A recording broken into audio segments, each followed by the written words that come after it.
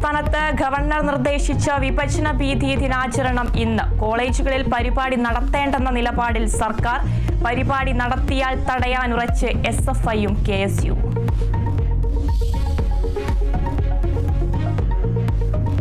കോഴിക്കോട് ഫറൂഖിൽ കസ്റ്റഡിയിൽ നിന്ന് ചാടിപ്പോയ പ്രതി പിടിയിൽ. അസം സ്വദേശിയായ പ്രസൻജിത്ത് പിടിയിലായത് ഫറൂഖ് സ്കൂൾ പരിസരത്ത് നിന്ന്. പ്രസൻജിത്ത് വിദ്യാർത്ഥിനിയെ തട്ടിക്കൊണ്ടുപോയ കേസിലെ പ്രതി.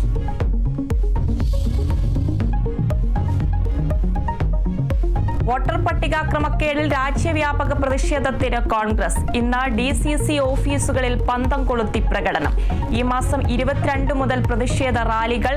ബീഹാറിലെ തീവ്ര വോട്ടർ പട്ടിക പരിഷ്കരണത്തിനെതിരായ ഹർജികളിൽ സുപ്രീം കോടതിയിൽ വാദം പൂർത്തിയാകും.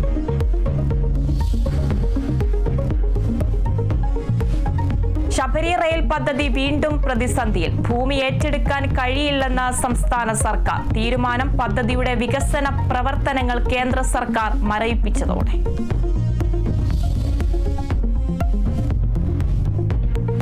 രജനീകാന്ത് ലോകേഷ് ചിത്രം കൂലി തിയേറ്ററുകളിൽ. കേരളത്തിൽ പ്രദർശനം ആരംഭിച്ചു. അമീർ ഖാൻ ഉൾപ്പെടെ മറ്റു താരങ്ങളും സിനിമയിൽ.